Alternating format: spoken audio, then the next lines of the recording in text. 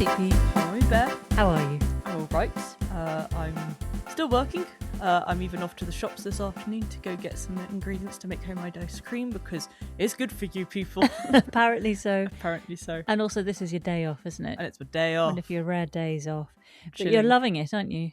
Yes, I am loving it. Some interesting developments from a motherly point of view, because last week I was gently ribbing you about lovely Quentin, the chef, doing his apprenticeship there. Yes. And what's happened since is that some customers came in, and it was a family. You think mum, dad, possibly uncle, aunt, and a young chap, because most people who come into that restaurant are old, aren't they? And this is the one young face. The next thing is that a week later, your boss is saying that young chap would like your phone number. How would you feel about it? Yeah. And you said, as long as he's not a psychopath, that's fine. Yeah, I thought I should put a benchmark somewhere. You've got to set a bar, and I think psychopath's a good bar to go with. And then he said that this guy was really into sport and really intelligent. I was like, well, that's a pretty good starter. So I think another good line to draw in the sand when having that conversation is to ask, are they kind? Are they kind? Yeah. Yeah. It's a good point. Because that also usually means you cut out psychopaths. Because not all non-psychopaths are decent people. They're just not a psychopath. You make a very good point. Yeah, because apparently my boss had told them a whole load of stuff about me. That was in your CV. That was in my CV. Which is slightly worrying, isn't it? I know, so my CV just went out there. So what did he do? He shared your studies? Yeah. He shared that you like skiing and paddleboarding? Yeah, and playing the piano. Music. And music. All this kind of stuff. Anyway, so apparently the young chap was really taken aback by me, which was very sweet. I was like, oh. But still in my head, I was just like, I thought it was a bit of a joke at first. Because people do stupid jokes like that. And I just don't, I never get why you joke about that. It's just rude, because then when they find out that that person didn't actually like them, it's just like they feel really nasty and dirty inside. A really uncharming joke. It's ugly, frankly. Yeah. So but I've had people do that in the past. Yeah. I know to my friends, it's happened to me once or twice. It's just nasty. Yeah. And so frankly, I just thought it was another one of those stupid jokes, people who don't know how to joke properly. Yes, you tell them. Yeah, exactly. Anyways, and then a few days, I think like a day or two went by, and then my chef said, by the way, I've got a message talking about you. I was like, oh gosh, I thought I was in trouble at first. He showed me the message, and it was from this guy's mum saying, hello, Oliver, so that's sweet. My boss's name. My son would really like to have the number of that young girl at the restaurant the other day. Would it be possible for you to give it to us? And I was really happy that my boss checked with me. Yeah, of course. First, before just distributing my number to people. That would be a serious breach of GDPR. Yeah, exactly. Anyway, so he was like, so can I give it? I was like, well, is he a psychopath? Blah, blah, blah. And then he said that he's intelligent and sporty. And I was like, okay, well, we're on a fairly good track there. Sounds all right. Yeah, anyways. And then even after that, I thought nothing would happen. I thought that it was still a bit of a joke at that point. I wasn't taking it seriously. And then got a message about 2 days later. And you've been chatting ever since? We've been chatting ever since, and he's got a great sense of humour. Yeah. He's into stuff. He's interesting and interested. Yes. Which is just the best. And he's very humble as well. He's very humble. He's not all macho. No, not even slightly. Lads. Gonna drink a whole beer. Oi, oi, oi. You know, that's just like so not attractive whatsoever. But he's just really nice. Nice boy. There's no edge. There's nothing. It's just there are no red flags chill. So far. As your mutter, I'm quite happy with everything so far. The way he's behaved. I also like that it's come via his mum. I know. Through your boss. It's a family affair. You've got a lot of time for your boss. He's quite a fatherly figure to you, isn't he? Yeah, and I know that he's not just going to be giving my number frisbeeing out your number to everybody, to some random person. He obviously knows them well enough to trust that the number's going to a good person. He's got your best interests at heart. Yeah, exactly. So it's all rather sweet. And he's on holiday at the moment, isn't he? But when he gets back, I think your first date's going to be swimming. Yes. So that's so you can avoid all conversation. Just every other stroke. Go, hi. How? Oh, you. Double turn off. Yeah. Fine. Thanks. Yeah. Depends on the cadence of your swimming stroke. I do think it's like the perfect first date. No in talking. It's worse than going to the cinema, Sweet Pea. I think you could have come up with something better than swimming. You just sit in a cinema, you don't have to talk to each other. Swimming, you definitely don't have to talk to each other. But like, I thought we could do that, and that would be really, and it kind of softens it.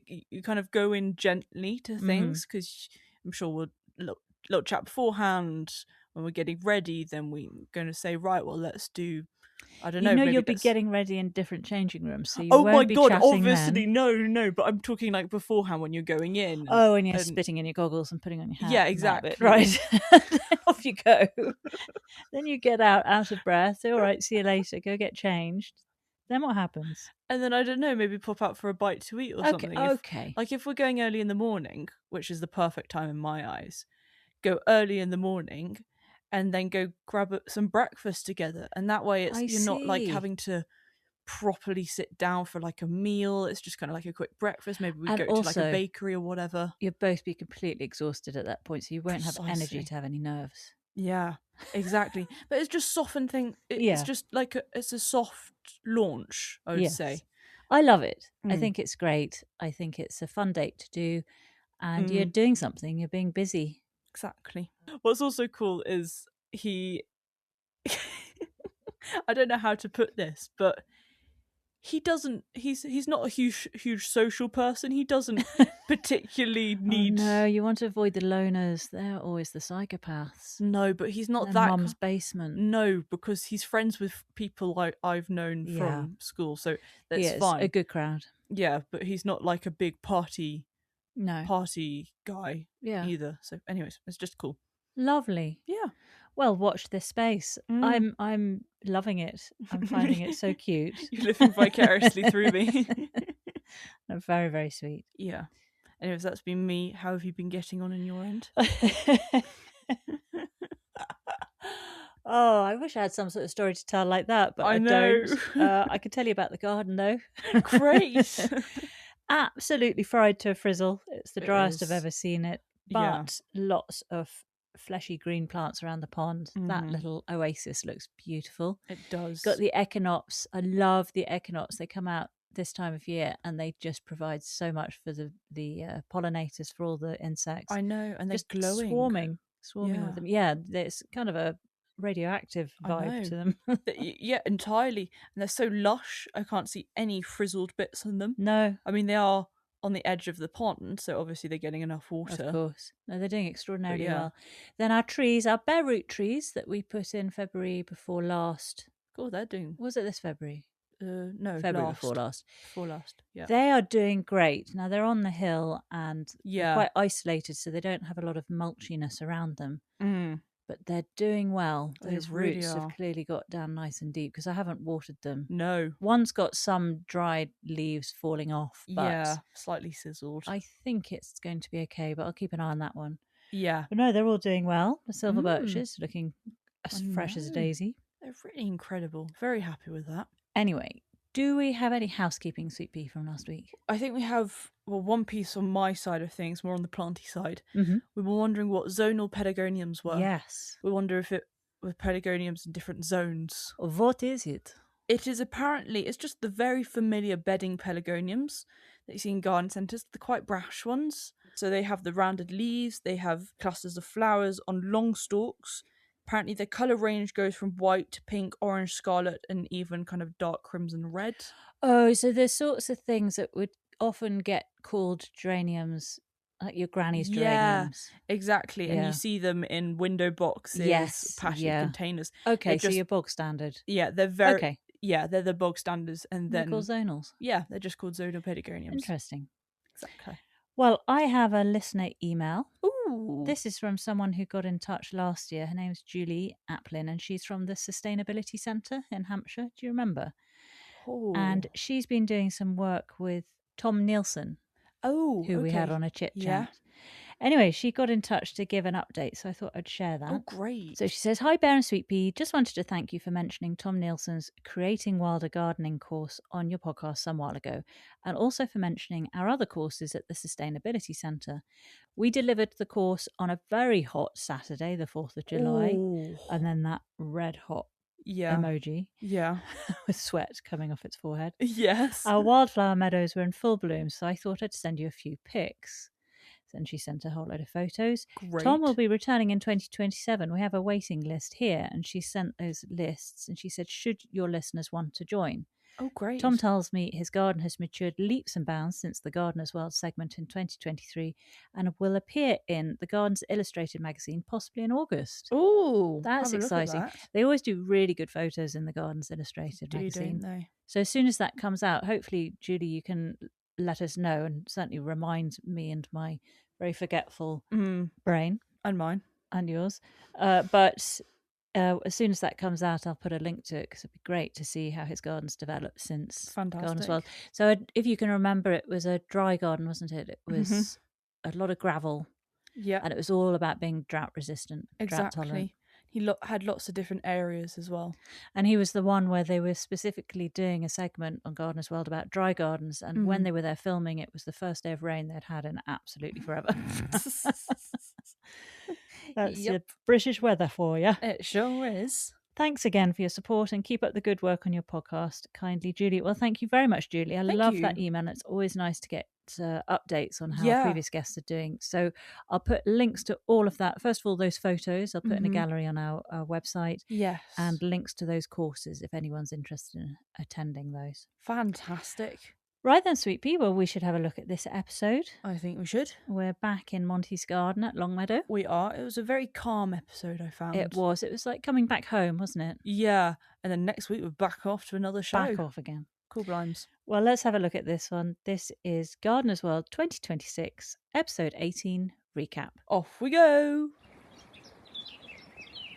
Well, back with Monty, and I did feel kind of a warm embrace as I watched Monty back at Longmeadow. Ned leaping about the place. Ned is just the sweetest. It was nice to be back. And Monty's talking about his hardy geraniums again. Yes, these again. pop up a lot, don't they? Yeah, they do actually. And it's the blue cloud one, which we've heard about before. Apparently there are too many seed heads on it compared to how many flowers there are. So because of that ratio, he's cutting it right back down to the ground. You can get like a second flowering. Yeah. And he's going to be putting in cosmos and zinnias in all the gaps. Exactly. He said that even the geranium is actually swamping some of the roses because it's getting that big and bushy. He did Chelsea chop one earlier, and you can see that it's got nice foliage and it's kind of rejuvenated. So that's looking great. And then he goes through that gorgeous gateway into the long walk between the cottage garden and the jewel garden, and he says that he thinks that's his favourite part of the garden. Yeah, I could completely understand because it was a very calm vibe in there, wasn't it? Chill. Lots of greens, can't go wrong with green shrubs, green hedges, green trees. Yeah, it's like, sorry to interrupt, but it's like when in an 80s song they do that thing where they'll kind of have between the pre-chorus and the chorus a kind of drop. Oh yes, you know, that just nothing, everything stops completely. Silence. Yes. And then boom, back into it. That's what's happening in the long walk. It's yeah. Boom. Yeah, exactly. Yeah. So you've got the pre-chorus of the cottage garden. You drop down, boom, jewel garden. Got it. It's exactly like that. And then he pops around the corner and he's in his flooding area and he's got bulbs in there that like the damp. So you've got fritillaries, leucojums, camassias, all coming successionally out. Fritillaries obviously first, camassias last. Yeah, and then he's cutting the grass there, even though Ned wants to play with his ball. Yeah, and he's raking it up because it isn't a wildflower garden, it's a bulb area. And also check for wildlife when you're mowing, especially under the hedges. Exactly. You might have some chilling out there. Yeah, some nests. Yeah. Then we're off with Adam Frost to Guildford in Surrey, and he's looking at a walled garden at Loseley Park. Yes. This is part of a 1,000-acre estate. It's huge, and I mean, Adam seemed to at first be walking down this long walk, which was just kind of grass. And that was enormous. It was wide, it was long. Yeah, and lovely drone shots, seeing the beautiful bird's eye view of that place. It looked stunning, didn't it? It was very regal. It was beautiful. Well, Adam goes over to meet Richard Burnip. He's head gardener, and he's been transforming this garden. Apparently, in 1994, the estate was open to the public. And prior to that, since the 1980s, basically, it had been left. Yeah, fell into disrepair. And so Richard basically started over. Yeah, and exactly. He had quite a relaxed attitude towards it. I know. He didn't seem worried about it. He was just like, the planting kind of changes because he uses a lot of annuals, big kind of swathed carpets of certain plants, and then he has other perennials in there like miscanthus, euphorbias, rudbeckias as well. So it all gets mixed in, and then just the scheme will change each year. No hard and fast plans. No, exactly. I liked that. They'll see on the day, really, is what he said. Yes, exactly. And succession planting is what's key for him as well, isn't it? Exactly. Keeping that colour going. And one of the plants, the very early plants that goes in, are forget-me-nots.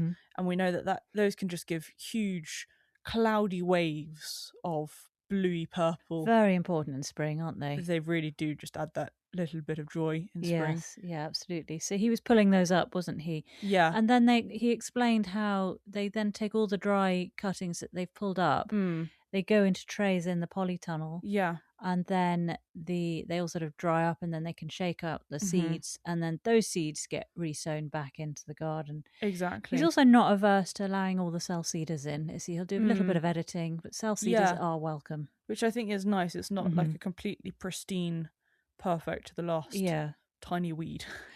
And then Richard spoddles. Yes. I never awesome heard word. of that. Yeah, absolutely spoddling. Love that word. New to my vocabulary. I will be using it going forward. Oh, so will I. And he's spoddling in some compost. Yeah, for some new plants, which are the Kafirs Ignea Fiesta. Yeah. And he talks about the verbascums, he lets those in, and we also could see a lot of mullions which aren't mentioned, and yet there was an enormous amount of those all around him. Yeah. And then Adam's in the herb garden, and he's looking at vast swathes of hollyhocks. It was absolutely stunning, wasn't it? I know, like they were just everywhere. They were the fig-leaved variety. Apparently they're less susceptible to rust. They seem to be an easier one, don't they? They don't get the rust, and also they like the lime, so that's why you'll often see them growing in the cracks in walls. That's why, yes. And then loads of teasels, which I know there's some gardeners who very much do not let a teasel near my garden. I know. Then we've had some guests on our chit chats, like Chris from Grow Cardiff, where they were actively trying to incorporate more teasels into the garden. I know. For us, we've had them self-seed, and I keep some. We keep them, and they're lovely, aren't they? Because we have loads and loads of birds and pollinators that are just hanging out around them. They're so cute, and I just like we have some on the long walk where the foxgloves were, and they look great, gorgeous, frankly, and they're right next to the veg garden, so it's just attracting as many pollinators up there as possible. Yeah. And Adam talks about how Richard has split the herb garden into 4 areas. There's decorative, culinary, medicinal, and household. And talking off the teasels, those are in the household section. Yes. Because, can you remember what teasels were used for? They were used for the kind of textile industry. Yeah. It kind of kept the fibres really thin. And it's like a comb, really, but a really fine comb, just really straightening all out. But also it does remind me of Sunny House Gardens when we went there. They had this herb garden area. Yes, they did. And they sectioned it off slightly differently, but still very cool. That's right. They had it so that herbs in the different kind of squares, the little quadrants, they were all to do with what part of the body it helps with. I remember there was one which was kind of the cardiac herbs, so all around the heart area, respiratory herbs, women's health. Yeah, women's health herbs. All of these different sections to do with helping different parts of the body. Yes. And I really loved that. I thought, that's my dream, is to have a herb garden all around medicine for the body. Was it the herb garden, or did they call it the medicinal garden? I think they possibly called it the medicinal herb garden because it was specifically all medicinal plants, wasn't it? Yeah. But yeah, similar idea. I like that a lot. And then Adam goes into what I thought was the most beautiful white garden I've ever seen. I think that is the nicest white garden I've seen. It's the first white garden where I truly got it. I was actually taken aback by just the beauty of this. It was so serene. Really calm, wasn't it, and tranquil. And the thing that made it were those absolutely incredible hydrangea Annabelles. Unbelievable. I've never seen blooms that perfect, that big, that frothy. It's like when you really properly whip a meringue. Yes. Like if you half do it, it's going to fall on your head. If you do it properly, you can whack that bowl over your head and you'll be fine. I see, yeah. Well, fluffy clouds, I was thinking, but fluffy clouds, the food route. But we've got to go down the food route. And it was also everything about it. The foliage was beautiful. A lot of greens, obviously, in a white garden. The yews, really punctuated it beautifully. Mm-hmm.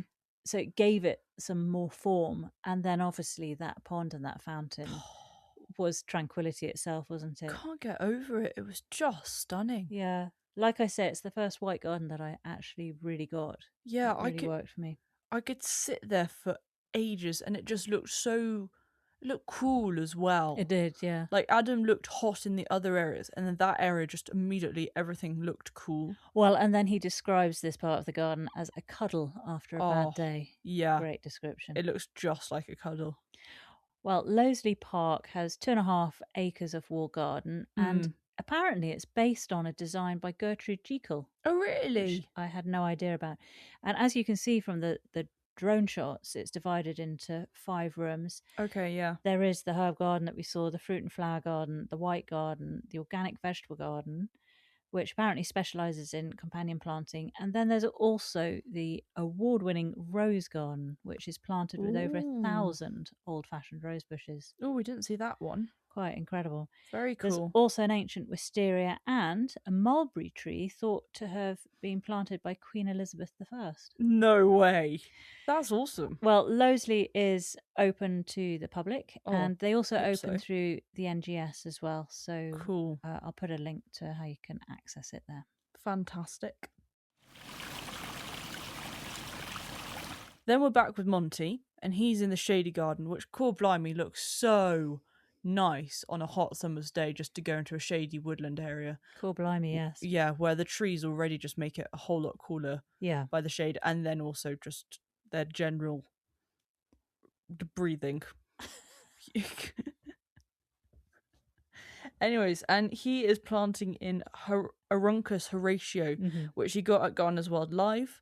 And he says it likes light shade and so it's perfect for the woodland area. So he's putting it around the place, checking that it's in the right spot before taking it out of the pot. Yeah. And then whack them in. And then watering it thoroughly. Yes, and a bit afterwards as well. It feels completely alien to me, anyone planting anything at this time of year. When I see it happening, I think, gosh, do we still do that now? I can't imagine getting a plant in our ground.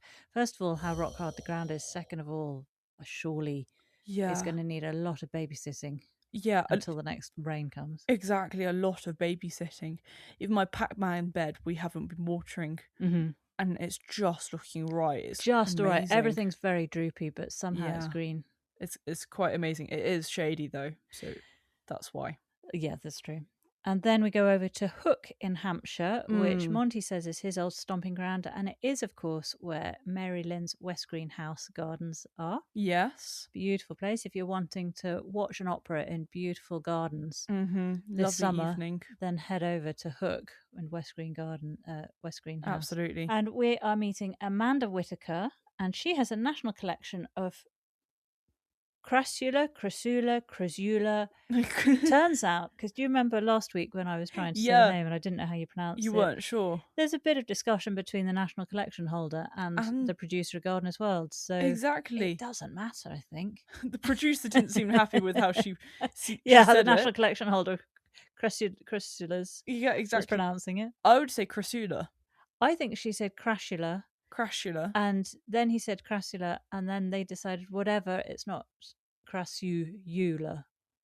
Yes, which is one of the options I gave last week. And is probably the option that I would have gone towards. So anyways, it's a debate, but I think it's just it's still a plant at the end of the day. We know what we're talking about, and what an amazing plant. I'd never heard of them, I'd never seen them, or certainly not knowingly. Yeah, and frankly, as she said, I would not know that all of those were in the same group. No, absolutely.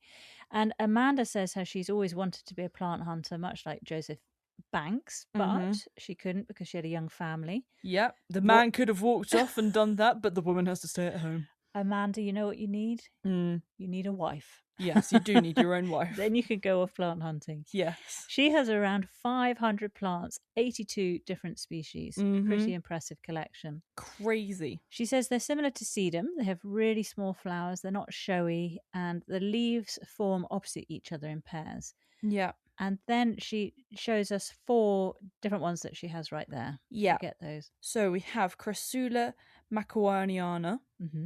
And this one has really big internodes. Yes. And a slightly red tint to that main stem as well. Very pretty and kind of thin-ish leaves. Yeah.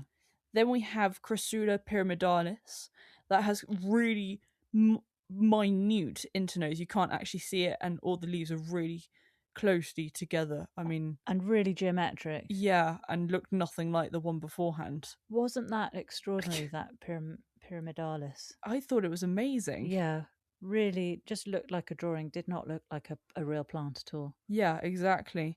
Then there was Crassula atrapurpurea that apparently has lots of little hairs on it. Once again, looked very different from the rest of them.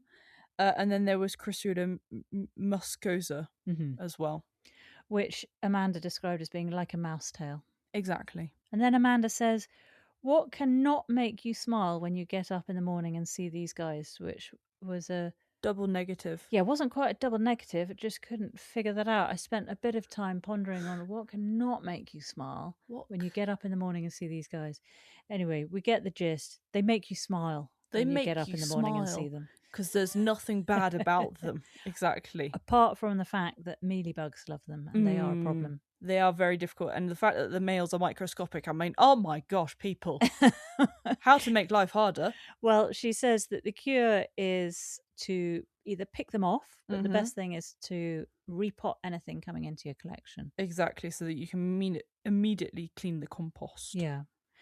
And Amanda talks about how she got the National Collection status in 2013 in her teeny weeny greenhouse. Which even the cameramen were really rude to her, I felt. Where's your greenhouse? She's sitting right in front of it. Yeah. The greenhouse is just behind me, she says. Honestly, it was a very smart looking greenhouse, which really extended off the house. I thought it was lovely, Amanda. You don't take any of this grief from the Gardener's World producers. Give some sass back to these people. Give some sass. She did. There's plenty of sass there. Yeah. She says how cuttings are so easy because you don't actually have to take the cutting. The leaves will fall off when they're ready and on the soil, and then they will create the little rootlets coming out. And then you just want to pot that on with a really ericaceous compost and grit as well in there. And it's like all the other succulents, we know it's good to let them callus over, isn't it? So ideally you've got grit on top of the soil. Yeah. So they can just slightly bake there. Exactly. Callus over, and then the roots start to form. And then my favourite thing was at the end when she showed the digital microscope that she got and how she could have a look at the leaves. And Brilliant. You saw those little water cells. Yeah. I was like, that is so cool. So cool. I loved that. I wouldn't have thought that was on the surface of those plants. No, not at all. Well, that greenhouse we saw behind Amanda is actually a bespoke one made for her. Ooh. She had a few requirements because it was for her national collection. Yeah, of course. You're going to. So she has it, she's got staging that runs along 3 sides of it. Nice. And everything's in pots, obviously. Yeah. And she has different sections for the different types. There's some that need dry, some that need wet. Okay, that's the interesting. Different look of her various crassulas. Yeah. And because they have a minimum growing temperature of 5 degrees, Amanda has had fan heaters installed for use on the colder days. Days. And then also those heaters can be used in summer with the heat turned off, to help circulate the air within the greenhouse. Oh, okay. And also Amanda had some polycarbonate insulation put in. Ooh, that's very cool. If you'd like to see more inside her teeny weeny greenhouse, that actually is a perfectly decent and adequate size. Yeah, exactly. Then I have some photos of it. I'll put a link to that on our webpage. Thank you. Then we're back with Monty. Monty immediately says how he thinks that gardeners are put into two groups. We have the group of people who are completely and utterly obsessed by plants. They really look into the plants, specifically how they need to grow, everything about them, in and out, upside down, back to front. Right. And then there are the people who just love looking at gardens in their entirety, and lots of them. Where do you put yourself then? Well, I don't think I agree with the two groups. I don't think so either. I like a bit of both. Yeah. So yeah, it's an interesting statement. You know when you have those Venn diagrams? I'm the middle bit. Yeah. That's me. But I would imagine that middle bit is huge. Whopping that huge. was bigger than the two groups that Monty's decided to assign us all to. Anyways, then he does talk about, just quickly, his pots, which he has to put a liquid seaweed feed in. He says once a week you don't need to do more than that because it literally won't do anything more for you. No gain from overfeeding. Yeah, you're just wasting your feed. Yeah. And so in these pots we have Phlomis festuca and petunias in there as well. And then he does have a little sit down with Ned, which is really, really sweet. Bit of a cuddle. Ned wants all the attention. Yes. He's the apple of Monty's eye. Oh my gosh, he's so sweet. Yes, we have someone here who likes all the attention, don't we, Hobbs? Yes. And then he does promptly tell Ned that he does need to get on with some other jobs with his... he talks about the espalier pears, first of all, the lavender behind him. And then he talks about the step-over apples and pears, very different. They're slightly kind of tighter pruned and nearer to the ground, so you can quite literally step over them. I like to think of it like that. Well, that's why they are called stepovers. You saying I like to think of them like that is how everyone likes to think of them like that. Oh, I thought that was just me. I thought that was a coincidence. You thought that them being called stepovers was a coincidence that you could also step over them. I don't. Oh my gosh, Sweet Pea's brain just fused. Anyway, so he's talking specifically about the step-over apples in the veg plot, and he says summer pruning will enhance the fruit, whereas winter pruning enhances the just general foliage growth. Yes. So he's doing the summer pruning now. He says you want to cut back hard to a kind of swollen node because that's what's going to bear the fruits for next year. And he said, frankly, just cut back hard. If in doubt, just cut. Yeah, exactly. If you don't cut enough, cut more. And if you do cut too much, well, it'll grow back. So I'm just like, oh, well, who cares then? Just snip, snifty, snip. Yeah. I do just need to interject that heavy breathing is not me. That is Hobbs, who's finding it very hot up here in our recording room. Yes, unfortunately, it is quite hot. We are all sitting around in our pants, trying to keep cool. It's the only way, I tell you. It's the only way. I'm sorry, people. We've got to be brutally honest. Right. Then we go to Sue Kent, and she's giving us an update on her garden. She talks about her cockle mulch that she can get for free there. Yeah, which is just so nice. By Tootsie. By Tootsie. And she's topping that up. She's putting in probably about 50 buckets, she says. Then she talks about her tomatoes. We've got Tumbling Tom tomatoes, which are looking great. She said she started those off nice and early with her heat mat that she got for Christmas. Yes. So those are looking good. And she also has some determinate varieties. And then she's wanting to put some more in for a kind of later harvest. So she'd sowed in some seed. She's got some good little plants. And she's going to do a hanging basket with just one of them because that's enough space for one. And she's put in some washed wool. There aren't any pesticides or any chemicals in that. Apparently it smells really good. I don't know what washed wool would smell like specifically. Oh, just a very wet sheep, I imagine. Oh, yeah. Soggy sheep. Perhaps it's just a wet dog smell. Anyway. Oh, okay. She's lining the basket, with this hanging basket. Then she's adding in some compost, which has had a little bit of wood ash added to it from the fire. And then she's putting in one tomato. And then she said she's just popping it in a kind of tray of water until it soaks up all the water. And then she'll probably have to get her husband to hang it up for her. Yes. Because it gets a little bit too heavy. Good plan. Then she's looking at her Maltese cross and steeper tenuissima in her border. Yeah, I call it the good bed because she's very happy with that one. That's the one she's really happy with. Yeah. And she's then going off to sort the bed above, which isn't such a good bed. The bad bed. As far as she's concerned, not as far as we're concerned. I know, look great from our point of view. Like our beds. Yeah. It's quite wide and awkward, and she's going to try to put a clematis in and let the clematis grow outwards. She's not going to train it upwards. Yeah, exactly. So she's got Clematis nubia. Yeah. And she puts that in the ground. She gives it a good soaking of water. And then she uses some stones to put around the roots to give, I guess, because they always say clematis like their feet in the shade and their heads in the sun. Yeah. Well, actually, that's the point, because the heads aren't going to be in the sun because it's not going upwards. Well, they still will be because it's on a hill. On a hillside. I think it'll get plenty of sun. But I didn't understand the stones. No, I didn't. Because they're just going to really heat up and cook the roots underneath. Yeah, it'd be like a little storage radiator. You'll be able to crack an egg and fry it. You're determined to do some alfresco egg cracking. Every time you look at the car, you say, I'm going to crack an egg on that. But then you look at me and give me the evil stare. Not on my watch. Do lady. not crack an egg on our car. And then Sue's harvesting her rhubarb. Yeah. She's pull, don't cut. What? Pull, don't cut. Oh yeah, pull, don't cut. Mm-hmm. And you get a nice heel on it, don't you? We always hear that's the best thing, because otherwise you can introduce disease to rhubarb. I have that engraved in my brain now. You do. And I like this idea of using the fig leaves. So she puts the leaves under the rhubarb when she bakes it, and then the flavours of the fig leaves infuse into it. It gives another added flavour. Yes. Do you remember lovely Nick Mesa, who was on a chit chat from Pan Global Plants?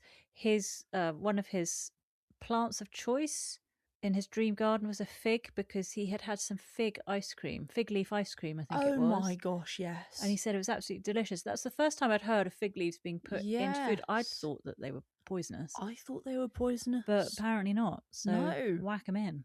That's absolutely incredible. It's up to you, really. And apparently it gives a kind of coconutty taste. Obviously a bit of a fig taste. Figgy taste. But also coconut. And I thought, that's very cool. Very cool.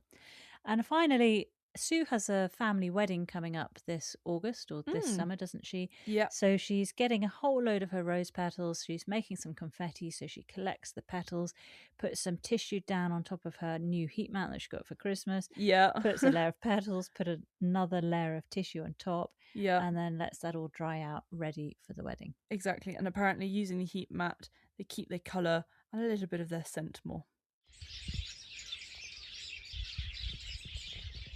Ned's having a good cuddle with Monty whilst he's sitting on a bench again. It's nice to see Monty sitting down in his garden, because he has said himself that he never sits down in the garden. Mm-hmm.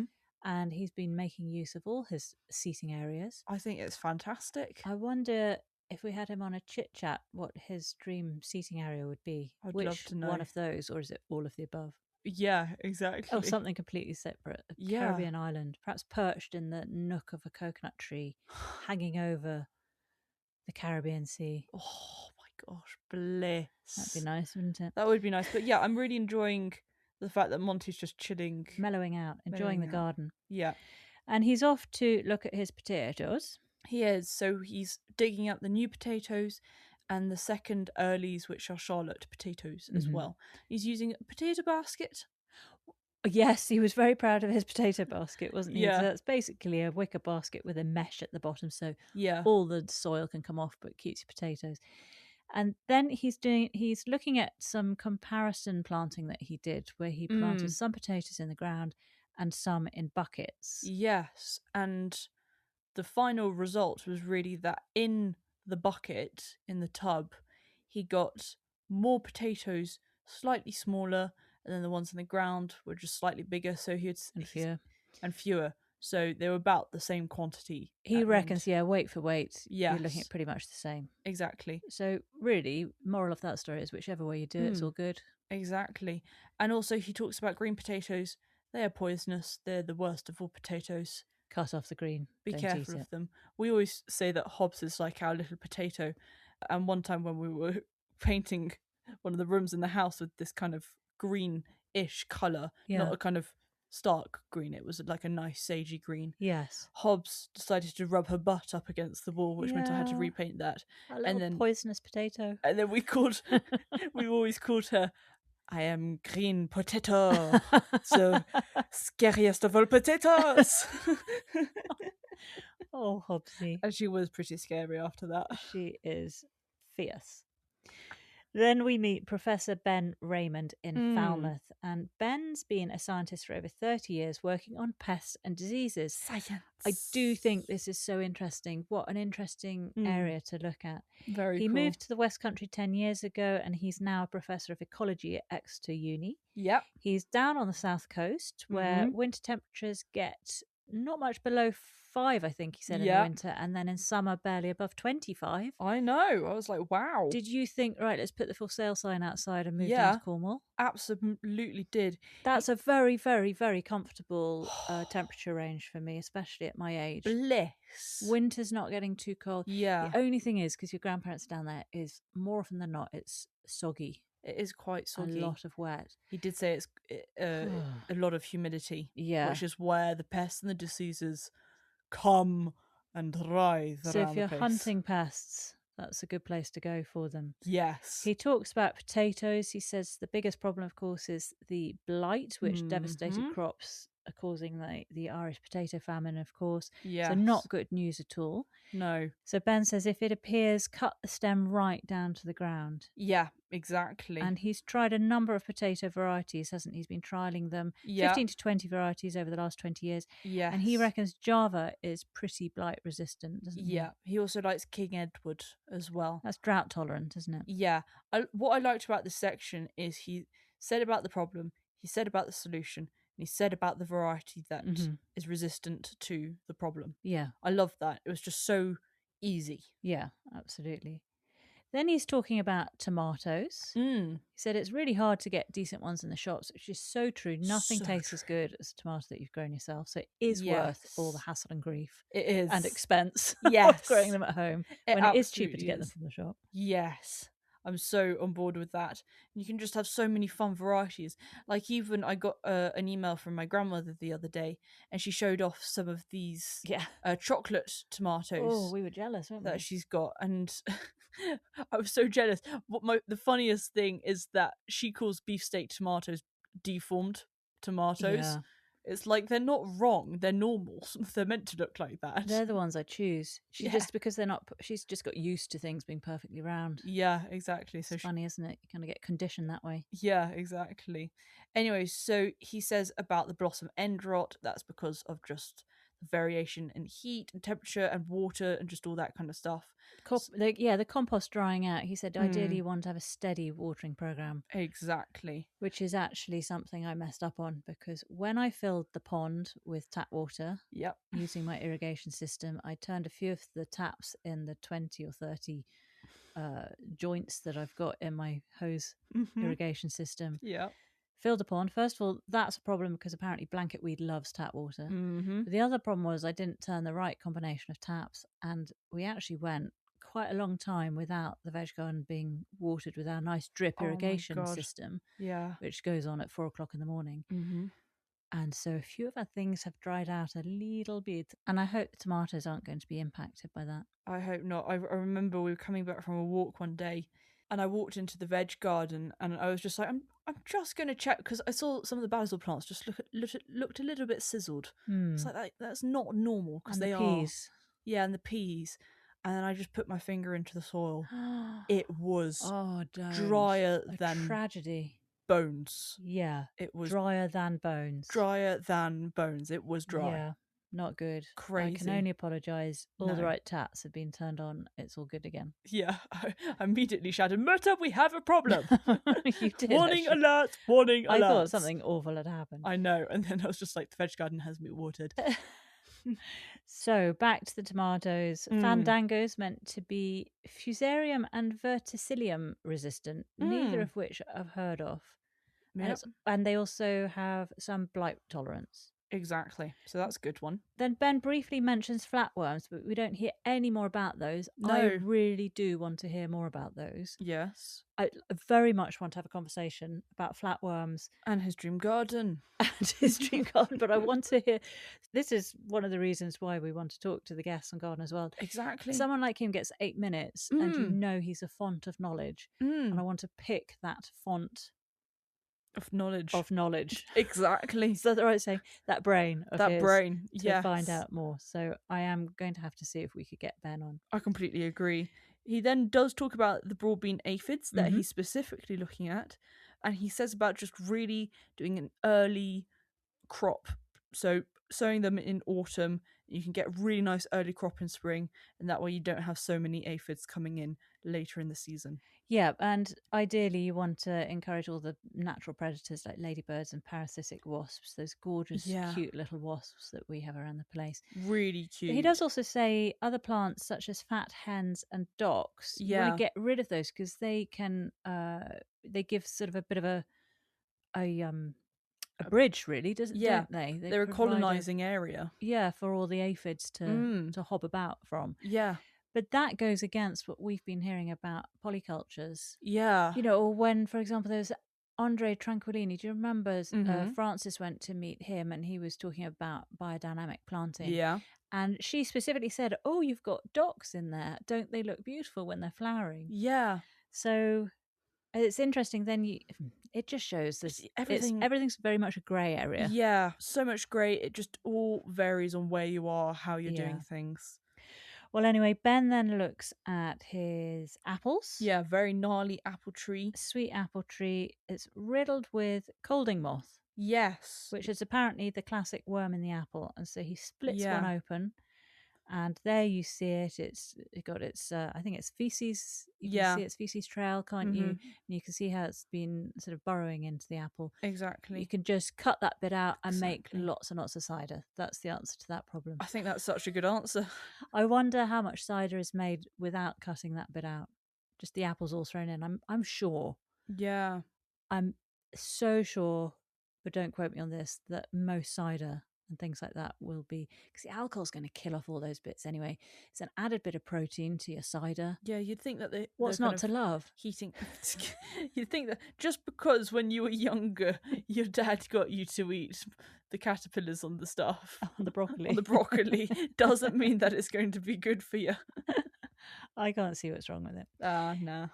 What I did think was concerning though was just how many pests Ben has in his garden. Does he attract them on purpose that he can study them? In which case, do you not want to be a neighbour of Ben's? I feel like you do not want to live anywhere near a scientist who's researching pests on crops. It's just like you don't want to be next door. Far away from that. Yeah, you don't want to be next door to someone who's researching viruses. No, it's absolutely. Like, oh my God. Well, interesting you mention that because Ben also looks at the evolution of resistance to antibiotics, which is another reason why I'd like to talk to him, because this fascinates me too. It's so fascinating. He talks about the resistance management and how it's very widely practiced in insect pest control, but it has only had a few successes when dealing with sort of quite important human pathogens such as TB, HIV. Ooh. And we know that we're having a real problem with antibiotic resistance, don't we? Yeah, completely. So I'd be really interested to hear how he's getting on with that and what we can do to avoid this catastrophe that we're going to have. Absolutely. I mean, imagine if everything was resistant to antibiotics. I mean, it's going towards that way, so you need to be careful.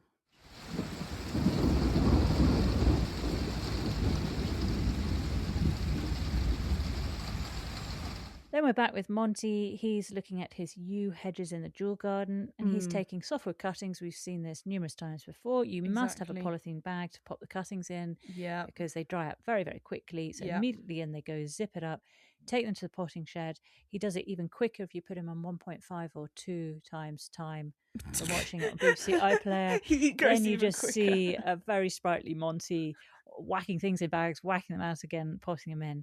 Importantly, put them in to your substrate using a dibber because you can hurt the stems of them. Yeah. And he's using 50% grit with 50% compost. But he also mentions about how he's finishing off the rest of the perlite he's got because he's transitioning to cork. I think that's very, very cool. As we saw in Gardeners World Live, and that's brilliant to see, isn't it? I think I will be ordering in some cork this Absolutely, winter. that's the way forward for us. As soon as we're through the perlite, that's next. Exactly, which we're almost through.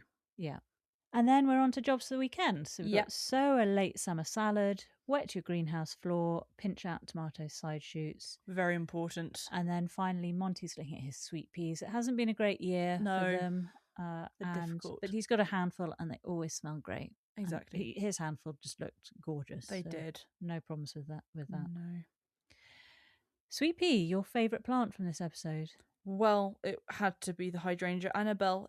They were so beautiful. The clouds, fluffy clouds. Or what did you call them? Oh, meringues. Meringues, little meringue peaks. Yeah, before baking. Yeah. Very important. Mine was Amanda's crassula, the pyramidalis. I thought that was striking. It was futuristic looking, wasn't it? It was futuristic. I loved that. And your top takeaway?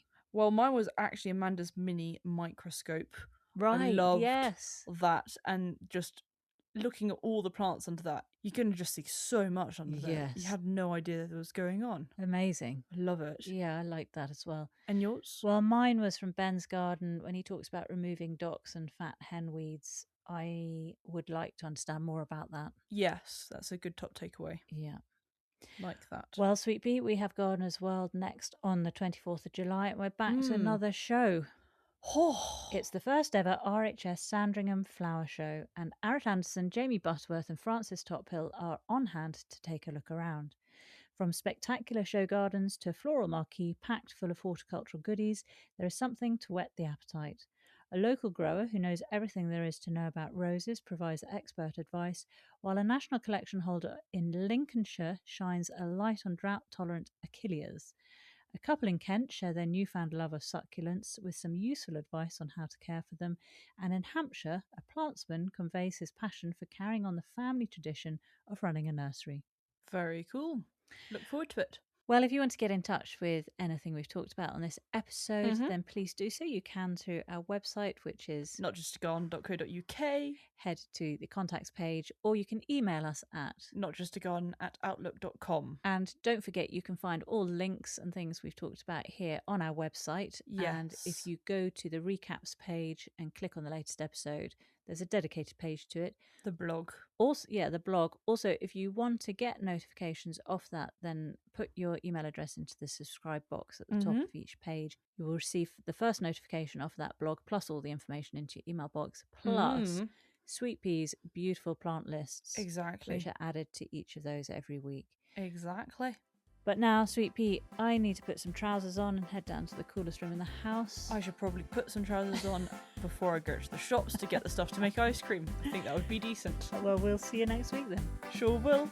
Thank you for listening. Bye-bye, Sweet Pea. Bye, Mummy Bear.